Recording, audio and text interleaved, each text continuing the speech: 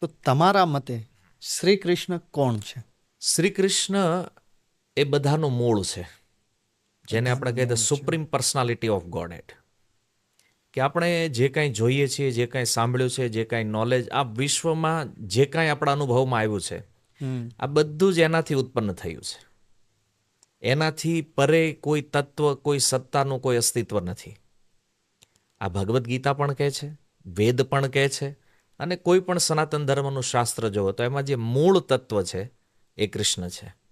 અને એટલા માટે જો ઘણીવાર એવો કોન્સેપ્ટ લોકોના મનમાં હોય કે કૃષ્ણની ભક્તિ શા માટે, અથવા કૃષ્ણ જ કેમ?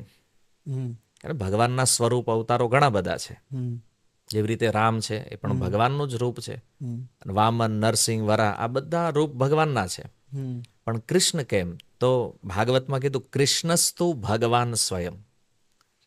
કે જેટલા પણ અવતારો છે, જે કાંઈ બધું ઉત્પન્ન થયું છે એ બધાનું મૂળ કૃષ્ણ છે. હમ. તો જો એના માટે એક સુંદર એક્ઝામ્પલ છે કે કોઈ વૃક્ષ છે, વૃક્ષના મૂળમાં તમે પાણી નાખો તો એના થડ, ડાળી, પાંદડા ઉપર બધી જગ્યાએ પાણી પહોંચે. પૂછે છે. હા. તમારે અલગથી થડને, ડાળીને, પાંદડાને પાણી આપવાની જરૂર નથી.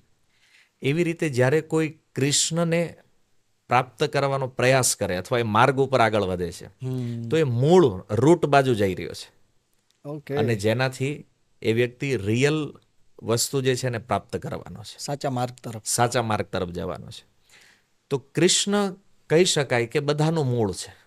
હમ. અને મૂળને પાણી આપો તો આખું વૃક્ષ પ્રસન્ન, એમ એને પ્રસન્ન કરો તો આખું જગત પ્રસન્ન ને તમે પ્રસન્ન. હા હા. બધા કોઈને અલગથી ખુશ કરવાની જરૂર જરૂર નહીં રહે. નથી. હા. કારણ કે મૂળ એ છે. હવે તમે મૂળને પાણી આપ્યું તો ડાળી ખુશ થવાની છે. એમ તમે કૃષ્ણને પ્રસન્ન કર્યા તો બધા પ્રસન્ન થવાના છે.